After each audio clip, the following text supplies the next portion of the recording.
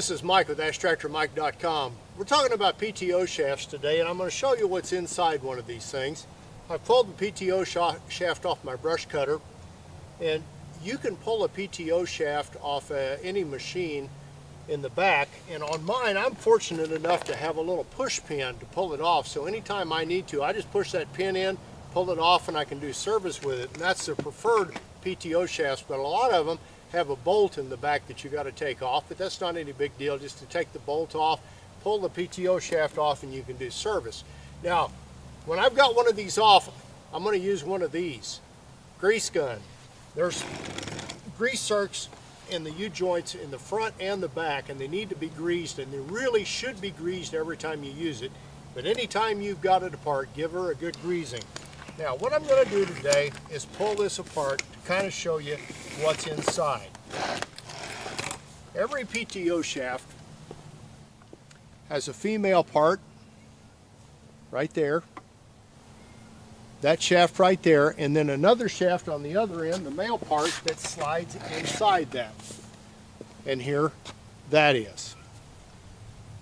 And those two have to slide together. Now anytime I've got them apart, I'm going to put a layer of grease here to make sure that they slide together well, because if I get any water or any rust in there, they may not slide together.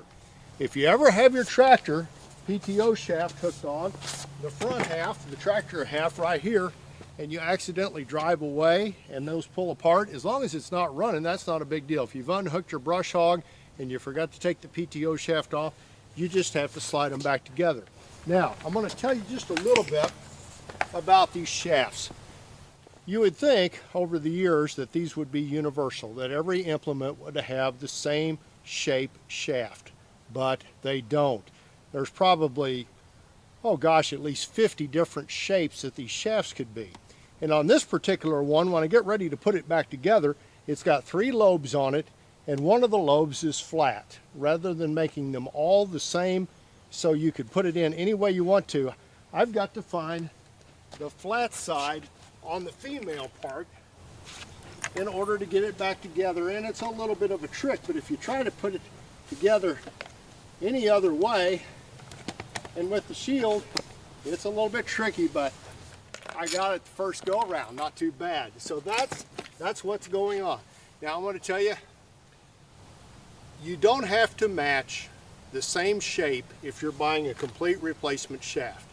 But if you're trying to match the front half and it's got a twist in it or a bend or whatever with the back half, you've got to have the same shape.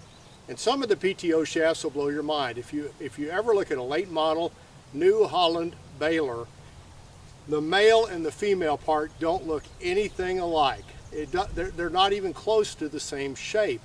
And I couldn't believe it when I first saw it. I'm still kind of amazed that they work. But all they have to do is click together enough to carry a torque load, and they're fine, and they do. So that was a real surprise with PTO shafts, but usually the front half and the back half fit perfectly together. I have seen a few that have splines around them, and there will be one spline that's flat on the top, and you've got to match that up, and it's a real trick. But that's what's going on inside of these. Anytime you have them apart, put grease on the grease zerks, in the U-joints on the front and the back, and make sure you grease that shaft too so they come and go back together well, especially if you store them outside so they don't get rust in them. Hey, I survive on web traffic. I'd be honored if you'd subscribe to my YouTube channel and like my Facebook page and share this video with other tractor enthusiasts. And hey, if you got questions, leave them below. I'll try to answer them. Thanks for watching.